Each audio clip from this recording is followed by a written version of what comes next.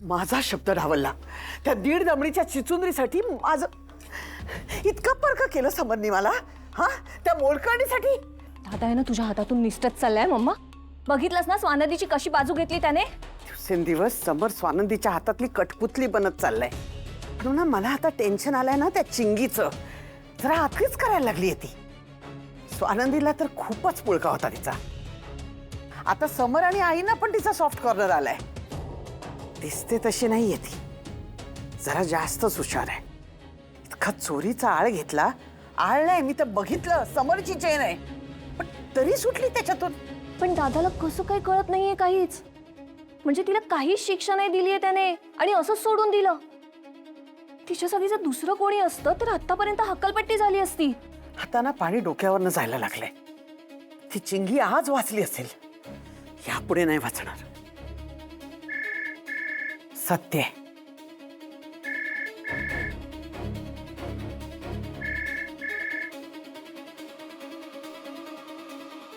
नमस्कार मल्लिकाताई। बोला गुरुजी।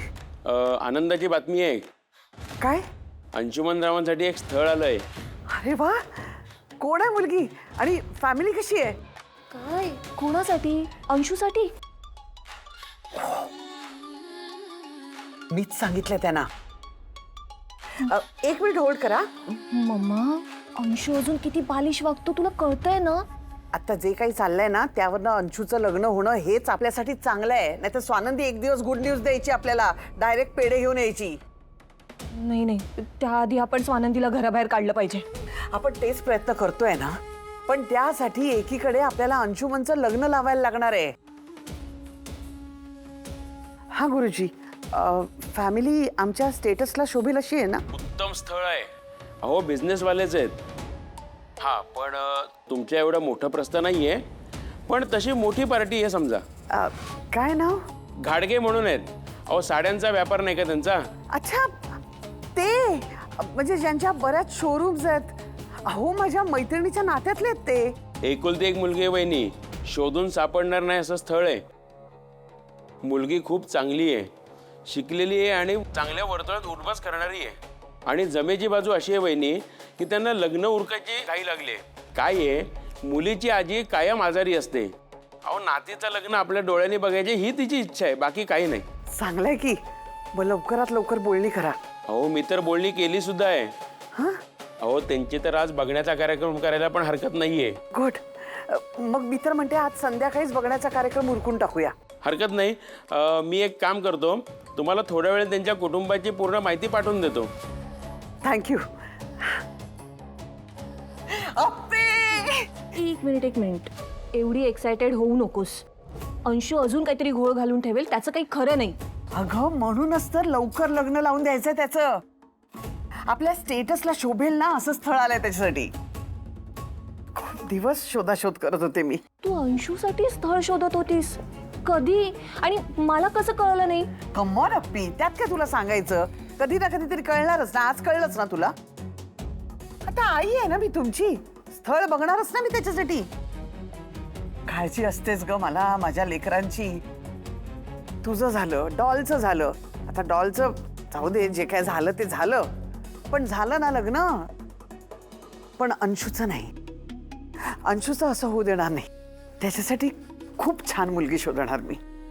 जोपर्यंत माझ्या अंशूच्या डोक्यावर अक्षता पडत नाहीत ना, तोपर्यंत माझ्या जीवाला शांती नाही मिळणार। पण मम्मा, ज्याच्या लग्नासाठी प्रयत्न करतेस हे त्याला माहिती आहे का? त्याला सांगू आपण, तो काय माझ्या शब्दाबाहेर आहे का? तो करेल लग्न। तो करेल ग लग्न, पण आज त्या चिंगीसाठी दादा आपल्या विरोधात केलंय, त्याचं काय करायचं? समरला मनवेन ग मी कसंही, पण त्याआधी त्या चिंगीला शिक्षा दिली पाहिजे। माझ्या भावाची अंशूची चोरी पकडली गेली तेव्हा त्याला चापकाने फोडलं होतं ना, आणि हिला असंच सोडायचं का? तिला तर मी सोडणार नाहीच। अशी शिक्षा देणार आहे ना की तिला जन्माची अद्दल घडेल आणि आपलं नावही कुठे येणार नाही। वहिनी खरंच खूप सॉरी। तुम्ही माझ्यावर रागवणार असाल ना तर त्यात काही चुकीचं नाहीये। हे बघ, मी तुझ्यावर रागवत नाहीये, मी तुझ्याशी बोलते। तू आधी रडणं वगैरे बंद कर चिंगी। मुळात चिंगी तू चोरी केली आहेस ना यावर माझा विश्वासच नाहीये। का बरं चोरी केली आहेस तर मला मनापासून असं वाटत नाहीये। इतके दिवस झाले या घरात येऊन तुला, जितकं मी तुला ओळखलंय मला नाही, माझं मन विश्वासच ठेवत नाहीये.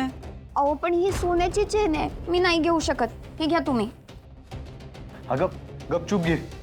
प्रेमानं दिलेलं गिफ्ट परत करायचं नसतं. ऐक शिंगी, आपण दोघीच होत ना इथे, आपल्याशिवाय कोणीही नाही आहे इथे. मग जे आहे ते बाबा मला खरं सांग, काय झालंय नक्की? नाही वहिनी, अहो अजून काहीच नाहीये खरंच. आणि माझ्यावर कशाला कोणी दबाव टाकेल? मी साधी स्टाफ मधली आहे नुसती. तुम्हाला म्हणाली होतीस तुला काकूंची भीती वाटते.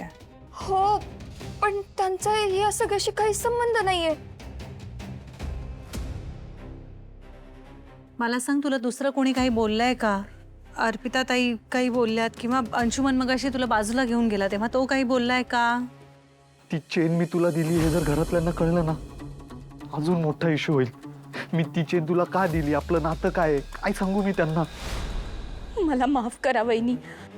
माझ्या मनात किती पण चांगलं असलं ना तरी मी तुम्हाला खरं नाही सांगू शकत. चिंगी, हा वहिनी नाही. ए बाळा, सांग ना मला खरं, जे आहे ते सांग. मी काही तुला कोर्टात नाही उभी करत आहे, मी फक्त तुला समजून घ्यायचा प्रयत्न करते. राजा, हे बघ, तुझ्याकडनं ही चोरी झाली असेल तरी राजवाड्यांनी माफ केलंय की नाही तुला? मग आता तू माझ्याशी बोलू शकतेस, आपण बोलूया खरं खरं. हे बघ, जर तुझ्याकडनं ही चोरी झाली आहे तरी ती का झाली आहे, काय चालू आहे डोक्यात? शिंगी, मी पूर्ण विश्वास ठेवते ग तुझ्यावर, पण या प्रश्नांची उत्तर मला मिळायला हवी. मला खरं सांग, ही चेन ही तू नाही घेतली आहेस ना? मग तुझ्याकडे कशी आली, कुठून आली? वहिनी मला खरंच माफ करा.